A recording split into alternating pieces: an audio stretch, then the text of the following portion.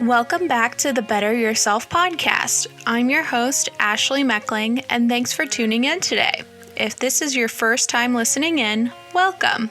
Now, I do recommend that you start from the first episode and listen to each one in order because the topic of conversation will flow from episode to episode. Now, before we dive into today's episode, I do want to remind you guys that I do not have any medical education and that everything I discuss is from information I have received from psychiatrists and psychologists, as well as mental health books I've read and various research from the internet. Now let's dive right in. Today's episode is going to be all about fight, flight, and freeze and the bodily responses. So I know we briefly discussed these in the last episode, but today let's dive more in depth into the body's physical response to triggers and trauma. Depending on the severity of the trauma you experience will determine how significant your body responds. The first response is fight. This is when your body goes into defense mode, like if someone is trying to physically attack you.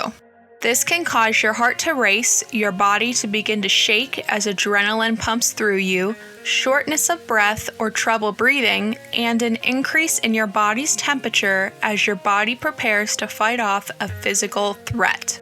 Next, there's the flight response. This is when your body responds for you to run away from a traumatic event, like if someone is chasing you. And just like the fight response, your body responds with the same physical symptoms of rapid heart race, uncontrollable shaking, and shortness of breath, and even nausea, as your body prepares to run away from a physical threat and get you to safety. And lastly, we have the freeze response. This one, in my personal opinion, is the worst of the three body responses. It's when the traumatic threat is so severe that your body does not feel that it can protect itself defensively or from running away and completely shuts down, causing you to faint or black out. Your body takes over, rapidly increasing your body temperature, elevating your heart rate, loss of ability to stand or hold yourself up, uncontrollable vertigo and shaking, and finally, loss of consciousness. I have personally experienced all three of the fight, flight, and freeze responses, each from different traumatic experiences I have endured, and like I said before, the freeze response is the worst in my opinion. But I'm here to tell you that you can take care of yourself during and after a trauma response, and that you will be okay, no matter how scary or horrific it may seem. When your body responds in these three phases, your mind is set on nothing else. Your brain short circuits and prevents you from rational thinking because, just as mentioned before, information from the outside world around you is not making its way up to the cortex of the brain, which is responsible for rational thinking. This makes it seem almost impossible to physically control yourself and the situation around you as your body takes over and goes into one of these three trauma responses. But with practice, you will learn to be able to. It took me a few times to get the hang of it, but eventually I did.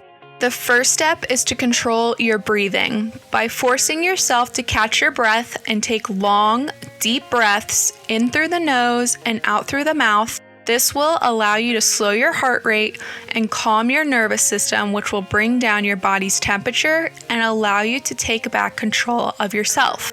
Again, this may seem impossible in the moment, but the average anxiety attack only lasts about 30 seconds to a minute.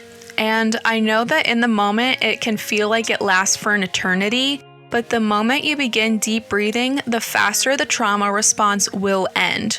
Not only does deep breathing help us to physically calm down, but it also slows and eventually stops the overwhelming production of our cortisol hormone from releasing in the brain. As mentioned earlier, the cortisol hormone is our stress hormone, which we need to battle day-to-day threats, but it can be very unhelpful in the middle of a traumatic response, so just breathe. You will be okay.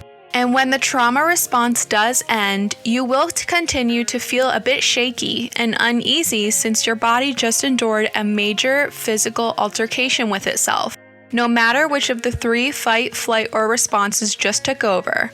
This is where self-care comes into play. It's very important to take extra self-care of yourself after having any physical body response to trauma and triggers. Laying down and allowing yourself to physically rest is important, as well as drinking lots of fluids. You'll feel pretty dehydrated from sweating and getting very overheated during the physical response. Listening to calm music also can help to soothe the brain and your nervous system back down to baseline. Trauma and triggers can be tricky to work through and manage, but with the practice and help from others, whether it be a therapist, psychiatrist, or friends and family, you can overcome it and feel happy. Unfortunately, this isn't something that can happen overnight because it really does take a long time to work through, but be patient with yourself. It's so easy to become frustrated with the process. I know I've been frustrated with myself several times when feeling I wasn't getting better fast enough, or when I would have a bad day with a trigger and feel like I was taking a step backwards. But don't give up on yourself because you do deserve to truly live your life and not just survive it. To conclude this episode, I'm going to leave you with a technique to use during your next trauma response or triggering situation. This technique doesn't have a specific name, so we'll call it the shock technique. You can either grab a handful of ice and squeeze it tightly in your hands, or even take a bite out of a lemon or drink some lemon juice, or even drink a drop of peppermint oil. Either one of these 3 tricks will send a shockwave through your body and reawaken the cortex of the brain and allow you to take back control of your body and mind, releasing you from your body's physical response. I personally like to carry a small bottle of peppermint oil in my purse, so I have it with me at all times, just in case I don't have access to ice or a lemon. Plus, if you work at a restaurant or facility that has a walk-in freezer, standing inside the freezer for a few moments will give the same shock effect as well. So no matter where you are or what you're doing, there's always a way to use one of the 3 techniques. Also, don't forget you can always call 988, which is the National Suicide and Crisis Prevention Hotline, if you are ever having a mental health episode and need to speak to someone immediately. Thank you for tuning in to today's episode. I hope you found it helpful and educational and enjoyed it as much as I did. Don't forget to listen in to next week's episode on Thursday, as well as my music that I have released on Spotify, Apple Music, and YouTube. My music is listed under the name Ash, A-S-H, which is in all capital letters with an exclamation point. Also, feel free to give this podcast a follow on Instagram, X, Facebook, or Threads at Better Yourself Podcast.